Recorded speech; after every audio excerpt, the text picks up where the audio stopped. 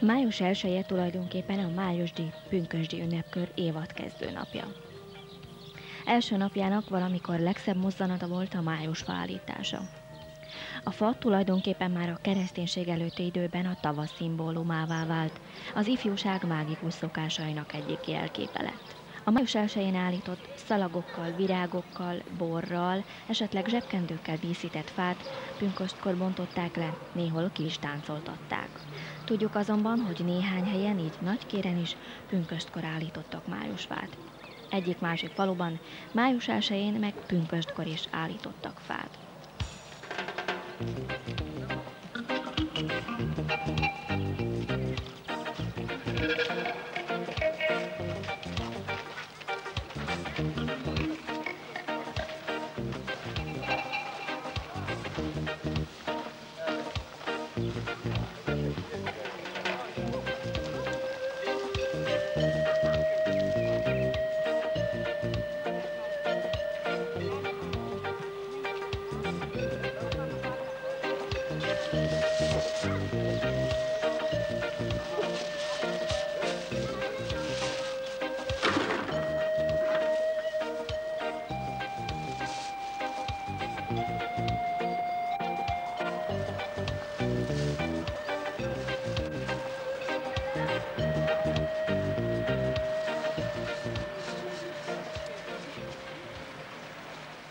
Összeállításunkban közreműködnek a nagykéri katonák, Pintér Pál, Csepedi László, Valaska István, Csámpai Csaba, Pirkus Radoszlav és Veres József.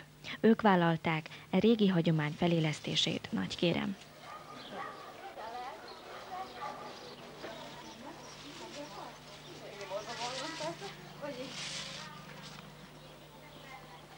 A májusfa nem csak a természet újjászületésének, hanem az ifjúság tavaszi szokásainak is fontos szimbóluma volt.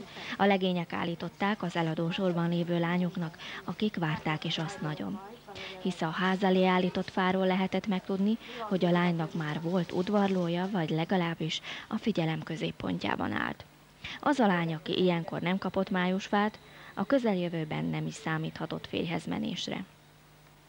A főszalagozott fát a kerítéshez állították, illetve a kapufához erősítették.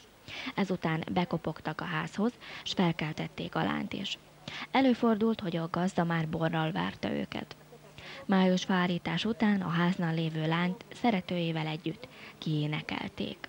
Néhány esztendővel ezelőtt még a májfáért járó pénz összeszedésének is hagyományos formája volt. Azok a legények, akik a májusfát állították, vasárnap délután a kocsmában gyülekeztek. Innen indultak, hogy összeszedjék a fa állításáért járó összeget. A májfás ház előtt megálltak a legények, a leányokkal táncoltak egyet, majd kidöntötték a májfát. Ezután az a leány, akinek a ház előtt a májfa állt, 20-50 koronát tett a legénybíró tányérjára. Amikor az összes májfákat kidöntötték, visszamentek a kocsmába, ahol táncmulatság volt. Ezért mondják azt, hogy a május 1-i bál a lányok bálja volt, ők fizették a legényeknek a belépődíjat. Ezen a napon tartották a regruták bálját is.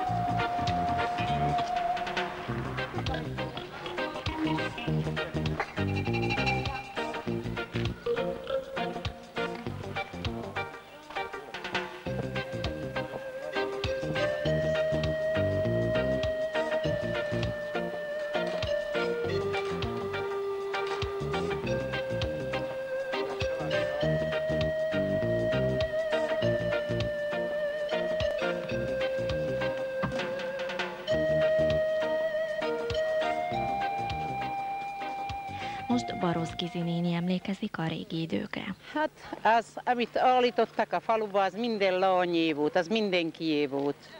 De ma a nagyobb lányoknak, azoknak ma külön volt, külön vittek a legények majfot állítani. Sok lány is volt a faluban. Igen, sok volt állítva.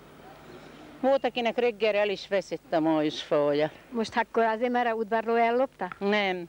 Apjának nem tetszett a udvarló, még anyjának is reggelre kivágtak és eltüntették. Akkor ebből a legények megtudhattak azt is, hogy tetszik-e apukának, még anyukának, vagy nem? Nem. Igen, így volt. Bemutatkozó. Tessék, a nagykéri lányok helyett én hozom a Aldoma savat. Nagyon szépen köszönjük. Reméljük, hagyomány marad ebből a majfaállításból. Hát reméljük. Jövőre. Hát ha lesznek katonák, csak lesz valami. Biztosan lesznek katonák. Köszönjük szépen. Május 1-én, a májusfa állítás napján, ezen a nagymúltú ünnepen a városlakók régi idők óta az erdőbe vonultak, ahol estig mulatoztak. Ilyen előzmények után 1890-től kezdve a május 1-e egyre inkább a munkásság ünnepe lett, amikor felvonulással, majd délután kirándulással és majálissal ünnepelték meg ezt a napot.